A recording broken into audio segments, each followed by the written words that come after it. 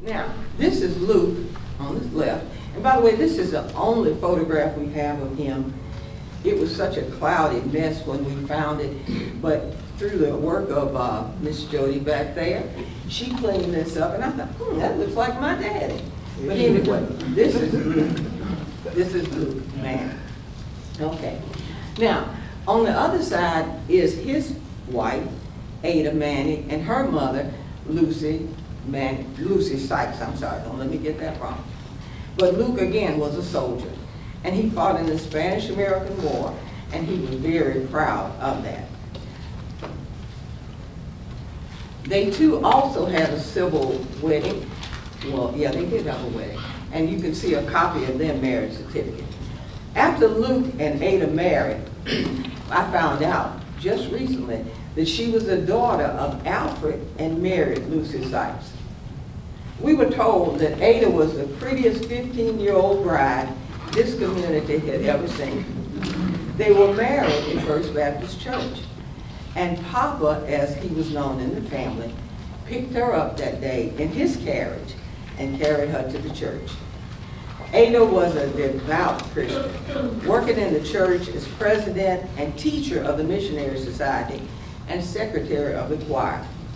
She was at church every time the doors opened, and Papa took her whenever she needed to go. But other than the day that they got married, Papa never set his foot back in the church. That was his choice. Now, my cousin Elma, that I was named for, was almost in tears as she told me stories about her Papa and what he did. But the one thing that grieved her most was that he never became a Christian. Her story always ended in the same words with the same tears. Papa's not going to heaven. Luke believed in education. Okay. He believed in education, and long before there were public schools for African Americans, he sent his girls to a private elementary school that was entitled Miss Dilsey Ferguson School for Colored Children. My grandmother and her sister would graduate with an 8th grade diploma, and many of the families in the community just could not afford to send their kids to school. I also know that Luke was an entrepreneur, working as a blacksmith and also using his horse and buggy to transport people in the community. That was probably the first cab service we had then.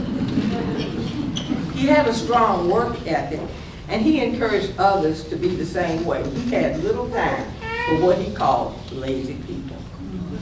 Years after his death, we would find horseshoes in the coal house and would wonder where they came from, how they got there.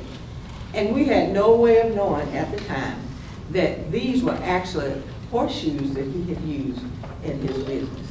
It's always hindsight. Had we known then what we know now, we would have saved them, but we did not. Now, Luke and Ada had 3 children: Annie Lee, King David, they called him Buddy, and my grandmother, Mary Louise Ellis. Now, I want to tell you a little bit about the direct descendants of David Maney. Annie Lee was a skilled seamstress, and she worked as a presser for Fred Forehand's dry cleaners in Nashville, Tennessee. She was so talented that she could go downtown and look in the windows of Harvey's or Kane Sloan and go home and cut out a pattern from newspaper and replicate the clothing she saw on display. She worked at the cleaners until she married her second husband, Benson Tillow, who trained walking horses. She would travel with him on the horse circuit until he retired. She had 1 child, Elma Catherine Mitchell. As a little girl, she always showed me her engagement ring. This was the one that he had given her in 1919. And she always said, "When I'm dead and gone on, you can have this ring." Well, she died, unfortunately. And I did inherit her ring. I don't wear it. I more than keep. Oh, it's the wrong thing. Anyway. Sorry. But this is the ring that she saved for me. This is her engagement ring in 1919. I promise you.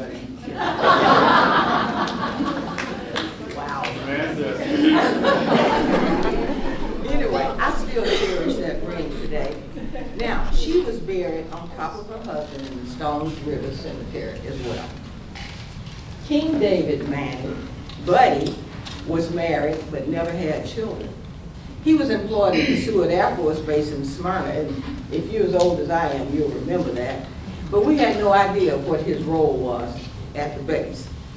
He was buried at Benevolent Cemetery off Church Street. If you remember where Church Street goes, the railroad goes over the railroad track, right? If you're familiar with that. And it ran right through the cemetery.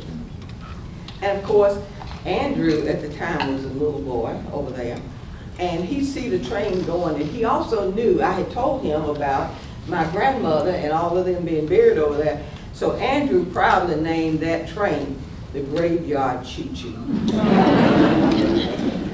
Now, my grandmother, Mary Louise, had 2 children, William Lee and Geraldine Black. Now, it's spelled Geraldine, but they pronounced it Geraldine. Don't ask me why. William Lee was my father. Now, my grandmother was employed as a domestic and worked for many years for Tillman Haynes of Haynes Hardware. She was known for her culinary skills and especially her coconut cakes. In the neighborhood, she was a beautician and also worked in that capacity for Scales and Sons Funeral Home. Her request was to be buried at the Benevolent Cemetery along with her mother and brother, even though the Evergreen Cemetery was now open to blacks. I should have let Andrew do this. This is Annie Lee's daughter. This is my namesake. This is Elma Catherine Mitchell Sutherland. Now, Elma qualified to graduate summa cum laude from Holloway High School in 1936 and from Tennessee A&I State College in 1941. She also won the English writing competition her sophomore year at Holloway and was awarded a necklace from E.C. Holloway, one of the people that the school was named after. And this is what she won. It's a little short for my name, but this is hers, and I have kept it all of these years. In the back, it's engraved to Elma Mitchell from E.C. Holloway, but I keep that. Now, she would return to Holloway, where she taught English after graduating from Tennessee State, what is now Tennessee State University. She taught English for several years as she made her transport between Nashville and Murfreesboro, because she actually lived in Nashville. But she would travel on the bus every day to come to Murfreesboro to teach. And her husband decided that that was just a little too much. And he encouraged her to move home and find a job. So she did, and the job she took was as head stenographer in the pathology department at Meharry Medical College. And of course, you see there, that's actually her diploma. You can see that, and that was her, one of her report cards, if you have it, and her graduation picture. Now, remember my grandmother had 2 children, William Lee and Geraldine. My dad graduated from Holloway High School in 1941. He enrolled in Tennessee A&I State College after graduation, but Uncle Sam called him, and he was drafted to serve in the United States Army in World War II. Geraldine was married to William Dickerson and made her home in Brooklyn, New York. She and her husband owned a dry cleaning business. They had 1 daughter, Enda Leah. This is actually a picture of their graduating class in 1941. If you look up in the upper right-hand corner, that's my dad, William Lee Black.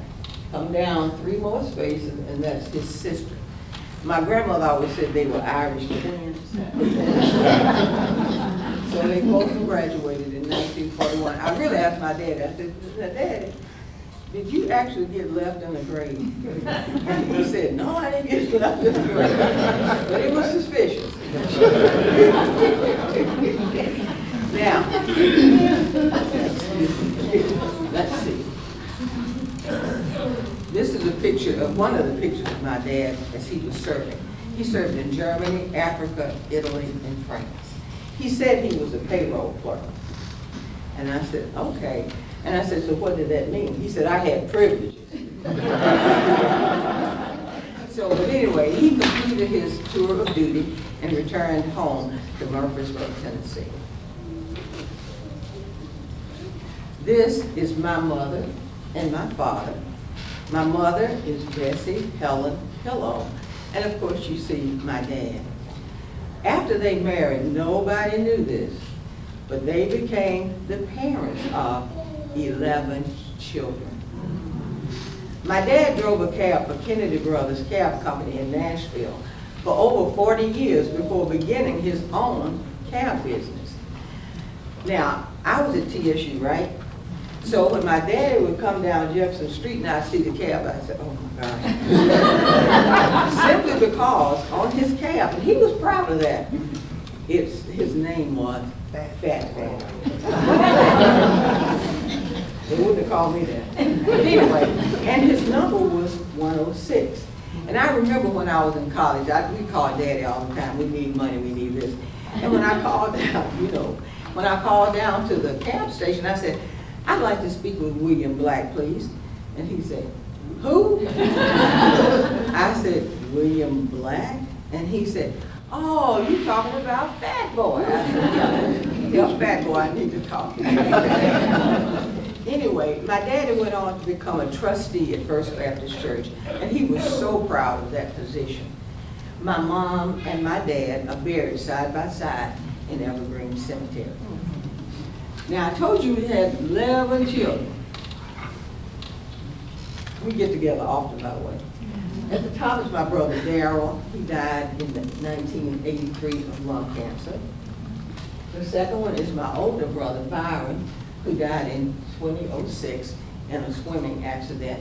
He was a captain with the Murfreesboro Police Department. The next picture shows all of us except Darrell at my son's wedding reception here at the country club. And of course, down at the bottom are the 7 girls. That's all of us. And the kids call us the sisters. And we call them the cousins. But that's our family. Now you think about it, 11 children. But let me show you how productive we were.